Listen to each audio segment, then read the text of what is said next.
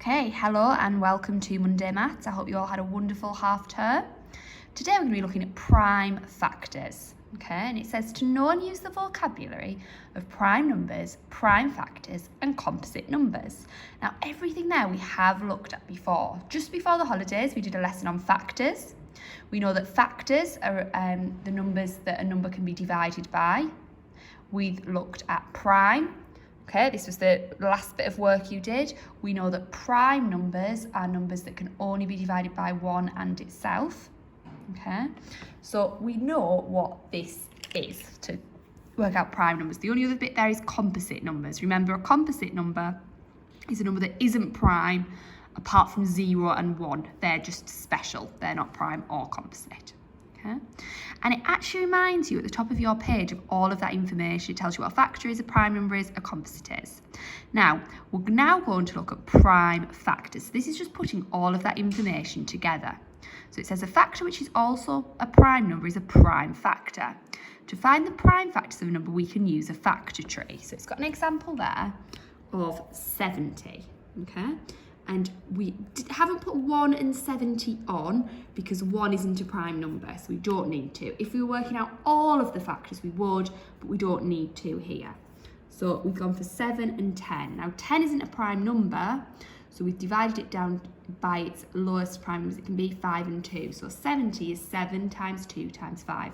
All of that is prime. So another example here, 24 divided by 4 and divided by 6. 2, 2, 2, 3. Okay, can you see where we got that from? So that 4 has been divided down into prime numbers and the 6 has been. So on A, it says find all the factors of. Okay, it doesn't say prime, it just wants all the factors. So remember, when we find factors, we start and we work logically. 1 and 8 are, because it's always going to have itself and 1. Now, I always work through the numbers. So we've done 1, does 8 divide by 2? Yes, then put its partner. Now we're going to try 3. Can you see 1, partner 2, partner 3? No, doesn't go in.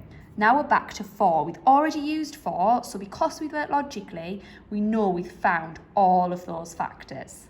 Okay, and that's what you're going to do for those first 8 questions.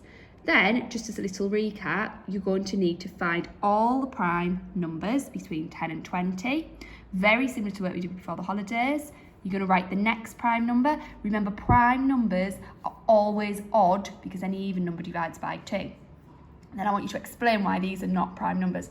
So actually on A, you don't actually have to work out any prime factors.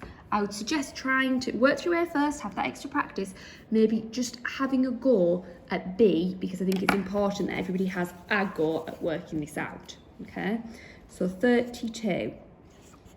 So we're looking for all the prime factors. Now, like at the top, we don't necessarily need to put 1 and 32 down because we know that 1 we can't make prime. If you want to put it down, you can, but you might actually end up more confused. So I'm going to go for 2 and 16 on my board, okay? Now 2 is prime, so I can, I'll tell you what, I'll circle it. I was going to tick it, but I think we'll circle. So we have 16. So let's go again, 2 and 8, another prime number. Now we're going to break that one down, 2 and 4. Now we're going to break that one down, 2 and 2. So 32 is 2 times 2 times 2 times 2 times 2. Now, it won't necessarily always be all 2s or all the same number. That's just what's worked out on that example, okay? And then you need to work through and have a go at all of those different ones and then see, is there as an extra challenge? If you need any help, of course, ask as normal. Good luck, everyone.